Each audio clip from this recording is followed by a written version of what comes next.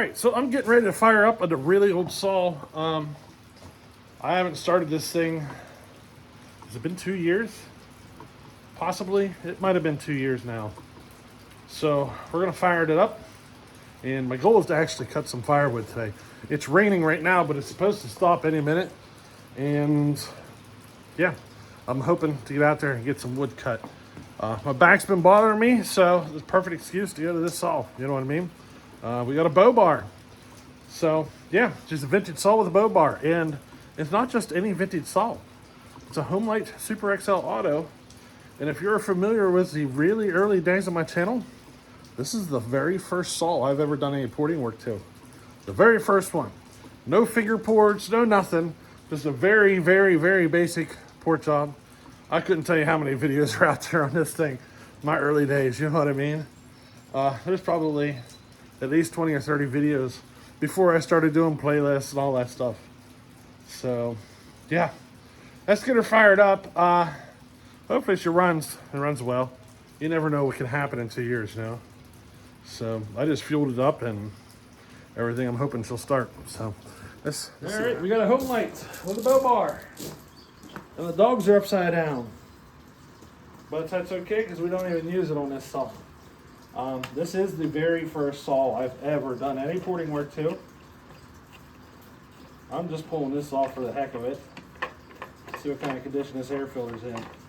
Now, hopefully she fires right up, right? I'm trying to think. I did lower transfer work and raise the exhaust a little. That's it to this saw. There's nothing, you know, it's not like you're doing a whole lot of crazy stuff with one of these saws. You know what I mean? So, you know, it performs better than a stock one. I've done the video and the comparison. It's not like a night and day difference, but it does do better than a stock one. Well, the starter's not working. Why? Well, let me fix that. I think I know what's going on there. All right, we should be all better now. The starter rope had pulled out a while ago, and I retied the knot. I made the knot too big. The starter pawl was hitting it. That's all that was holding it up there. Should be good now. Let's see how she goes.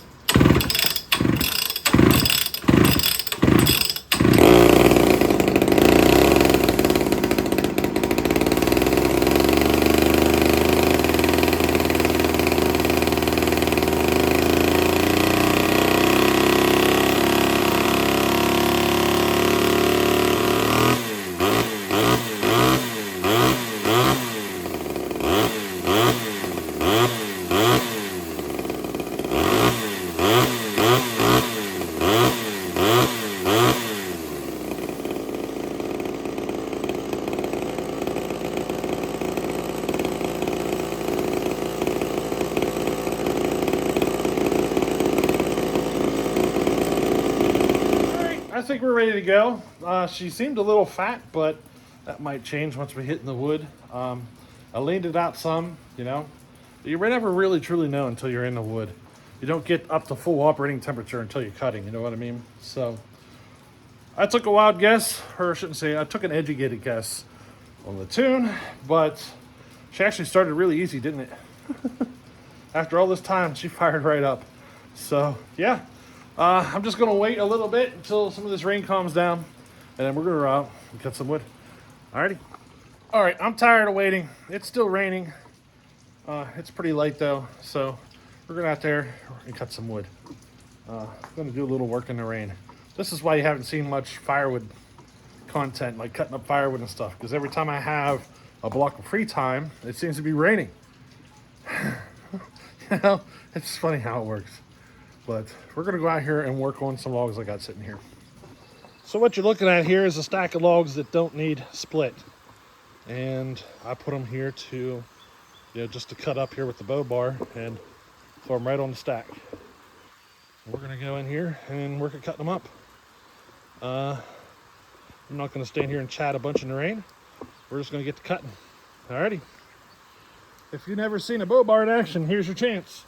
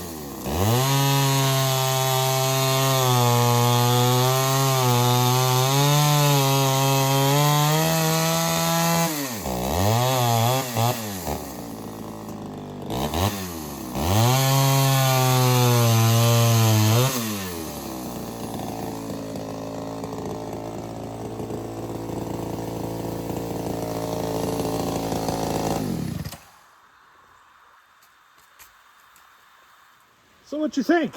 Pretty neat, isn't it? Works pretty good.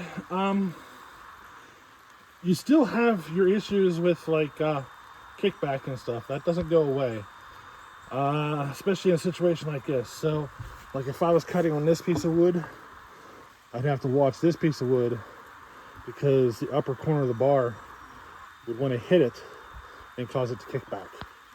So the problem still exists. This is mainly designed for those situations when you have one log that's sprawled out on the ground, you know what I mean? You just kind of go along and cut it. So, say you drop a tree, and that log's, you know, just laying across the ground by itself there, or whatever. This keeps you from having to bend over and cut it. You know what I mean? This is the original version of the whole stand up and buck ideology here. You know, works really well. It's definitely something I like having because it'll save the back on some days, you know. Say you don't have something with a real long bar or whatever, or you like running these vintage ones, and those long bars are hard to find. These bow bars are actually a little easier to find, and they work fantastic. You're limited to the size of wood though, because you're using the nose of the bar. So that's about how big of a piece of wood you can cut. Well, I guess you can hit it from both sides. It's really easy to tell when you're getting to the bottom of the cut though. I don't know, it's really easy to tell, and you don't hit the dirt as much as you think you would. You can feel it. It's a lot easier to feel in these bow bar setups whenever you're getting close to the ground. I don't understand. You know, it is. It's very rare that I've actually hit the ground with that, even though I'm cutting the wood off the ground. It's kind of how it works out, you know what I mean? You can feel when you're right at the end of the cut. So what you think about the bow bar? I like it. I like it a lot. I forgot how much I like that. And the saw, it runs like flawless. For a Homelite to run without any headaches or issues and stuff, you don't see that every day, you know what I mean? And I discovered with these old Homelites, there's a few key components that you want to change out to get your saw running in good condition. Like say you got an old Homelite with a good piston and cylinder, there's 3 pieces, well technically 2, to replace to get it to run really nice and rock and steady, you know what I mean? And that's your seals. So you got 2 crankshaft seals. The one on the flywheel side is easy to remember. It's an SKF seal, part number 6119. The one on the other side is hard to remember. I got a couple of them here. The part number is like 10 digits long. But you replace those 2 seals and then the reeds. So if you go to a website called Main Hobbies, you'll see a reed cage that they sell that looks almost identical to what these Homelites run. And they are not an exact fit, but there's like this big black block on the reed cage. If you pull the new one off and use your original big black block thingy that goes on the reed cage, then they're basically a direct bolt on. You know what I mean? You can't use that little piece, but everything else works fine. You change the 3 little things out, and you'd be surprised at how much more steady and how much better the saw runs. It'll basically help take it back to what it should have ran like brand new. Basically, it fixes pretty much most of your air leak issues or potential air leak issues. You could potentially have an air leak somewhere else, your base gasket or somewhere like that, but those are the 3 most common spots. So if your reeds don't seal up completely, they have a tendency to kind of behave like you have an air leak. So you know, those replacement reeds, they work they work better than the original reeds that came in the saw. This one has them, and it's been, I couldn't tell you how many gallons of gas has been through this saw with those reeds. They work, and they seem to be holding up so far. I have yet to see a set of them fail, and I'm not the only person that started using them. So, you know, And they're not expensive. It's like 20 bucks, you know? I mean, by the time you put your seals and all that stuff in, it's not a whole lot of money, and your saw runs a whole lot better. It's a whole lot happier. But, yeah, we'll see more video on this. I mean, it is a rainy day. I keep getting rained out for doing a bunch of firewood work. But I really wanted to get out there and do this, especially with the bow bar, you know what I mean? So, temptation got the best of me, I guess you can say. The Homelite got started and ran and cut some wood. We'll probably end up cutting the rest of that pile up with this saw. So maybe we'll go ahead and continue to make some more footage of it. You know, it doesn't hurt to have a little bit more footage. I have a C52 over here as well that has a bow bar, but it's a smaller version of a bow bar. It's more for like brushwork. This is my only real, like, realistic sized bow bar for doing firewood. You know, so it'll probably be that saw that cuts most of that wood you just saw, or if not, it'll probably be all of it really. And I probably will make some more video footage on that. So, yeah, hey, just in case you're curious, they do still make bow bars. Yes, you can still buy them brand spanking new. I forget the name of the company, but there's a company out there that makes them brand new. You can throw one of your Huskies or whatever, and you can still buy bow bars. They're not as big as these vintage Homelite ones, though. They'll only handle like 8 inches of wood or something like that, where this one will handle probably closer to 12. So, you know what I mean?